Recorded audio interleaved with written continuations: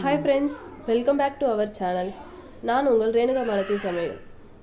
Sorry friends, நம்ம ஒரு long கேப்க்கு அப்புறம் தான் இப்போ வந்து வீடியோ போகிறோம். நீங்கள் யாரும் இது தப்பாக எடுத்துக்காதீங்க. காரணம் என்னென்னா, எங்கள் அத்தைக்கு வந்து ஒரு ஹார்ட் ப்ராப்ளம்.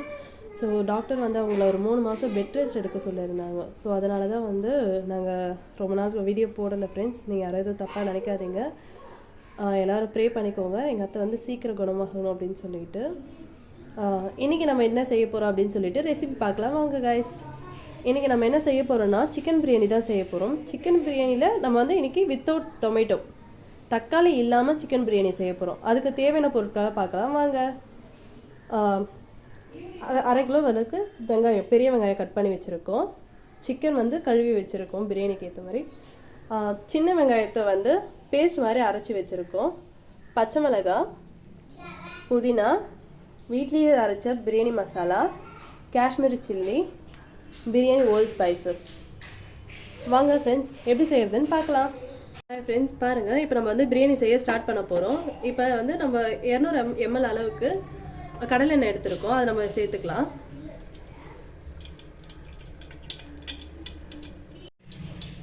எண்ணெய் நல்லா சூடாகிடுச்சு. இப்போ நம்ம வந்து பிரியாணி ஸ்பைசஸ் எல்லாமே சேர்த்துக்கலாம். அதில் இப்போ நல்லா கலந்து விட்டுக்கலாம்.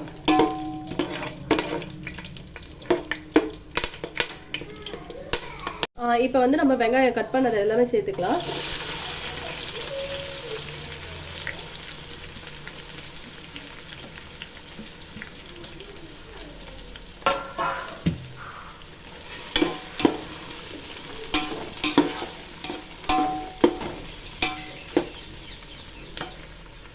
வெங்காயம் கொஞ்சம் வதங்கட்டும். வெங்காயம் வதங்கிறதுக்காக நம்ம இப்போ வந்து கொஞ்சம் உப்பு சேர்த்துக்கலாம். நான் வந்து இந்த அளவுக்கு உப்பு சேர்த்துக்கிறேன்.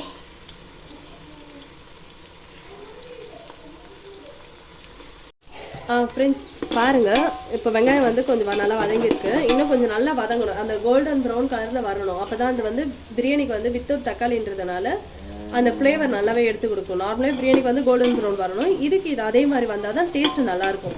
இப்போ இது கூட நம்ம அந்த சின்ன வெங்காயம் பேஸ்ட் மாதிரி அரைச்சிருக்கோம் இல்லையா, அதை நம்ம சேர்த்துக்க போகிறோம். 100 கிராம் அளவுக்கு பேஸ்ட் மாதிரி அரைச்சிருக்கோம். அதை நம்ம சேர்த்துக்கலாம். ஃப்ரெண்ட்ஸ் பாருங்கள், நல்லா வந்து வெங்காயம் வதங்கிடுச்சு. இப்போ இது கூட நம்ம வந்து பச்சை மிளகாய் சேர்த்துக்கலாம். ஒரு 10 பச்சை மிளகாய் அளவுக்கு நம்ம சேர்த்துருக்கோம். சேர்த்து நம்ம இதை நல்லா வந்து கலந்து விட்டுக்கலாம். இப்போ வந்து இது கூட நம்ம வந்து ஒரு 4 ஸ்பூன் அளவுக்கு இஞ்சி பூண்டு பேஸ்ட்டு சேர்த்துக்கலாம்.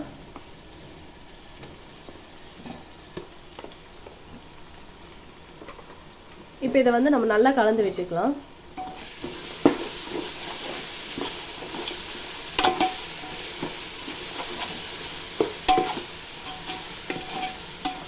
இஞ்சி பூண்டு பேஸ்ட் போட்டதுக்கப்புறம், ஏன்னா அடியில் போயிட்டு அந்த இஞ்சி பூண்டு பேஸ்ட் வந்து ஒட்டிக்கும்.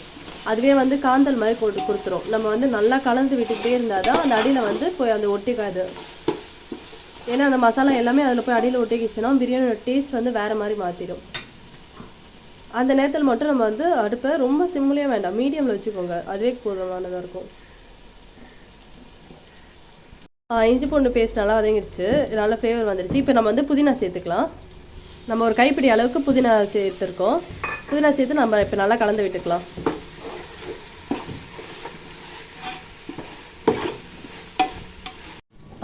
ஃப்ரெண்ட்ஸ் இப்போ வந்து நம்ம காஷ்மீரி சில்லி சேர்த்துக்கலாம். காஷ்மீரி சில்லி வந்து நம்ம இந்த எண்ணெயிலேயே வதக்கும் போது சேர்த்துக்கிட்டோம் அப்படின்னா அந்த பிரியாணிக்கு வந்து நம்ம எந்த கலரும் வந்து ஆட் பண்ண வேண்டாம். நேச்சுரல் கலரை இதுவே கொடுக்கும் எண்ணெயில் போட்டு வதக்கும் போது. ஃப்ரெண்ட்ஸ் பாருங்கள், அந்த மசாலாலேருந்து எண்ணெய்லாம் நல்லா பிரிஞ்சு வந்துடுச்சு சைடில் ஃபுல்லாக. இப்போ வந்து நம்ம சிக்கன் சேர்த்துக்கலாம். இதில்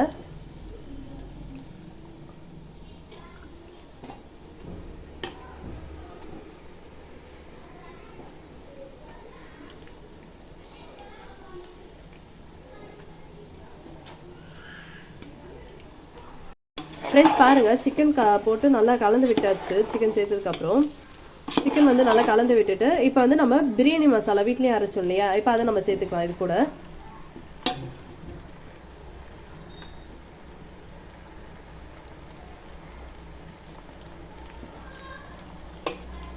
ஒரு 4 ஸ்பூன் அளவுக்கு பிரியாணி மசாலா சேர்த்துருக்கோம்.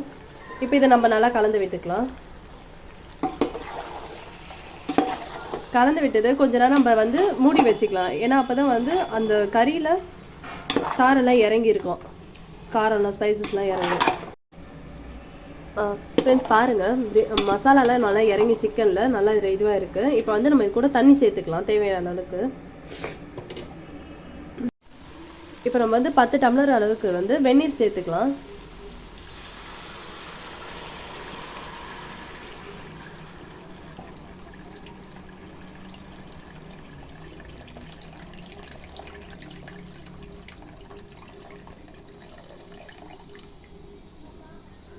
தண்ணி சேர்த்தாச்சு. இப்போ நல்லா ஒரு கலர் சேர்த்துக்கலாம்.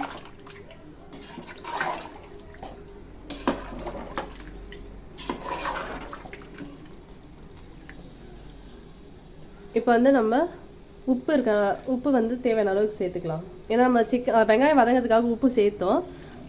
இப்போ வந்து பிரியாணிக்கு தேவையான அளவுக்கு உப்பு சேர்த்துக்கலாம்.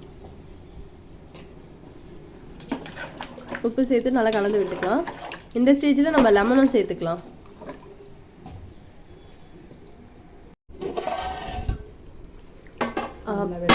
நல்லாவே தண்ணி கொதிக்க வந்துருச்சு. இப்போ வந்து நம்ம அரிசி சேர்த்துக்கலாம். நாங்கள்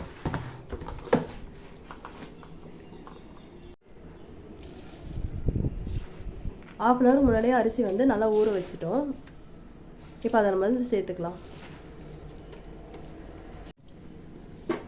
அரிசி சேர்த்து நல்லா கலந்து விட்டாச்சு. இப்போ நம்ம வந்து 1/2 லெமன் வந்து அதில் பிழிஞ்சு விட்டுக்கலாம்.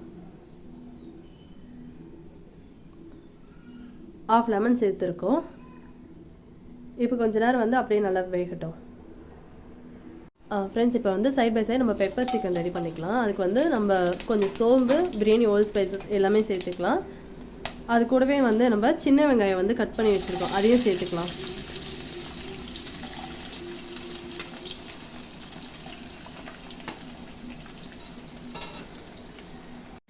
இப்போ இதை நல்லா கலந்து விட்டுக்கலாம். நம்ம அது நல்லா வதங்கட்டும் கொஞ்ச நேரம். இப்படி சொல்லு. இப்போ வந்து நம்ம இது கூடவே பூண்டு சேர்த்துக்கலாம். பொடியை கட் பண்ணிட்டு பூண்டு சேர்த்துக்கலாம். இப்போ இதை நல்லா நம்ம கலந்து விட்டுக்கலாம்.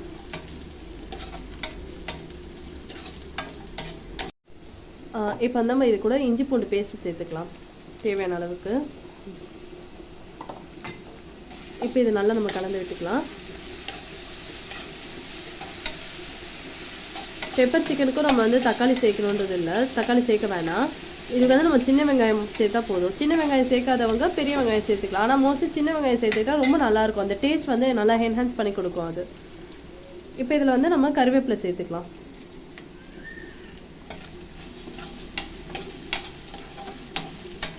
நல்லா ஃப்ரெண்ட்ஸ், பிரியாணிக்கு வந்து நல்லா இதுவாகிடுச்சு. இந்த டைமில் வந்து நம்ம டம் போட்டுக்கலாம். இப்போ வந்து நம்ம டம்முக்கு ரெடி பண்ணியாச்சு. இப்போ நம்ம மூடி போட்டு மூடிக்கலாம். மூடிட்டு அதுக்கு மேலே வந்து நம்ம வெயிட் வச்சுக்கலாம்.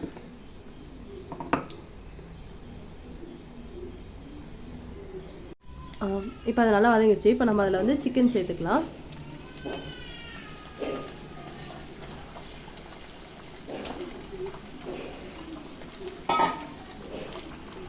சிக்கன் சேர்த்து இப்போ நல்லா அதை நம்ம கலந்து விட்டுக்கலாம்.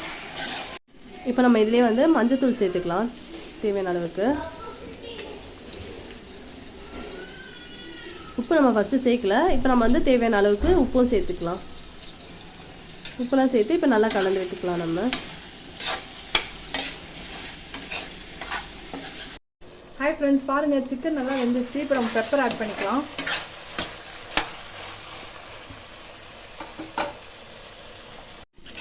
ஹாய் ஃப்ரெண்ட்ஸ், பாருங்கள் சூப்பராக ரெடி ஆகிடுச்சு. நல்லா எண்ணெய் ஊற்றி அத்தை நல்லா மிளகுத்தூள் போட்டு சூப்பராக பண்ணியிருக்காங்க. கிரேவி நல்லா ட்ரையாக வறுத்துருக்காங்க பாருங்கள். இந்த கிரேவிக்கு வந்து நல்லா பெப்பர் தூக்கலாக இருக்கணும். எங்கள் அத்தை 3 டேபிள் ஸ்பூன் போட்டுருக்காங்க. நல்லா சூப்பராக வந்திருக்கு பாருங்கள். எல்லாம் சூப்பராக ரெடி ஆகிடுச்சு. நல்லா எண்ணெய் பிரிஞ்சு வந்திருக்கு பாருங்கள். சிக்கன் பெப்பர் சிக்கன் சூப்பராக ரெடி ஆகிடுச்சு. இந்த டைமில் நம்ம கொத்தமல்லி ஆட் பண்ணிக்கலாம். நல்லா எனக்கு புதுசாக கட் பண்ணி ஆட் பண்ணிட்டாங்க. பிரியாணிக்கு செம்மையாக இருக்கும் அந்த ரெசிபி. சைடிஷ் வச்சு சாப்பிட்றது நம்மளுக்கு பெப்பர் சிக்கன். ஹோட்டலெலாம் சில்லி சிக்கன் அதெல்லாம் தராங்கன்னா நம்ம வந்து டிஃப்ரெண்ட்டாக இதில் பெப்பர் சிக்கன் செய்வோம். சூப்பராக வந்துருக்கு. கேஸ் ஆஃப் பண்ணிக்கலாம். ஃப்ரெண்ட்ஸ் பாருங்கள், பிரியாணி வந்து சூப்பராக ரெடி ஆகிடுச்சு. நல்லா நல்லா வெந்திருக்கு, அரிசிலாம் சூப்பராக ரெடி ஆகிடுச்சு. நல்லா உதிரி உதிரியாக இருக்குதுமா, நல்லா உதிரி உதிரியாக இருக்குது, சூப்பராக ரெடி ஆகிடுச்சு. இப்போ இதை நம்ம சர்வ் பண்ணலாம் வாங்க. ஹாய் ஃப்ரெண்ட்ஸ் பாருங்கள், பிரியாணி ரொம்ப சூப்பராக ரெடி ஆகிடுச்சு. பிரியாணி, பெப்பர் சிக்கன், அப்புறம் வந்து ஆனியன் ரைத்தா, எக்கு எல்லாமே ரெடியாக இருக்குது. வாங்க சாப்பிடலாம். இப்போ டேஸ்ட் எப்படி இருக்குன்னு சொல்லிட்டு நான் உங்களுக்கு பார்த்து சொல்கிறேன்.